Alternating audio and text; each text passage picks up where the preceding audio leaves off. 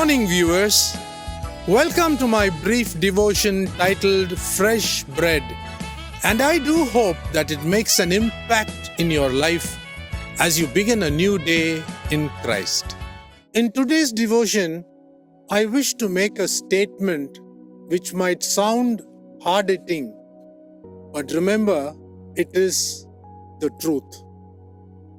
Without true repentance, we cannot meet Jesus Christ in the air. That's the title of this morning's message. Did you notice of late the disciplining of God is very obvious in today's world? There has been a surge in earthquakes, cyclones, tornadoes, epidemics, drought, and even floods. The United States of America is buried in debt. This country, which once used to help poor countries, now prioritizes its own policy of protection. God's word is fulfilled exactly as it was spoken in human history. The USA was once a Christian nation professing the Puritan faith and living in wealth. As people of all races from all over the world immigrated to this country, they brought with them their own religion, which has caused spiritual confusion today. America has become the Babylon of old, and its national power is weakening. No wonder it is called as the melting pot. China, on the other hand, is pummeled with massive flooding, and many other countries are suffering from extreme weather conditions and economic hardships. As individuals, we must come to our senses that the Lord Jesus Christ is soon going to appear in the air. When the Lord descends from heaven into the clouds, we must be prepared with faith and holiness so that we can be transformed and can ascend to meet our Lord Jesus Christ in the clouds.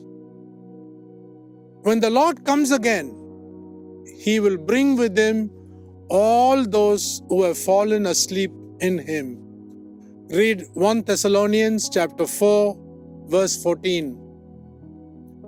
Those who keep the faith will suddenly be transformed into imperishable bodies and be caught up to meet the Lord in the air. 1 Corinthians chapter 15, verse 52. Those who meet the Lord in the air and worship Him will immediately enter heaven and live with the Lord forever. This universe will then turn into a sea of fire and become an eternal hell.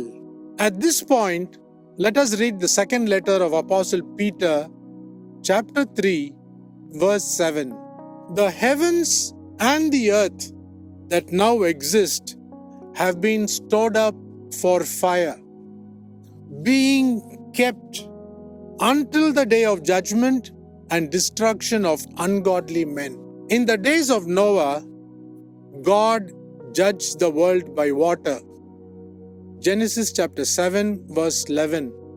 When Jesus Christ comes again, the world and the universe will be filled with the fire of judgment. From this very moment, demons will also be punished in the eternal fire. I am not a doom and gloom preacher. I am just quoting the Word of God. The Lord wants all people to avoid the punishment of hell, and He wants every citizen of this world to truly repent. Because of human doctrines, so-called members of the church have been made to believe that they are born Christians who do not have to repent and be saved. What deception! Think about these things today. The Lord is going to return very, very soon. Unrepented lives cannot be caught up to be with Jesus Christ in the air. Period.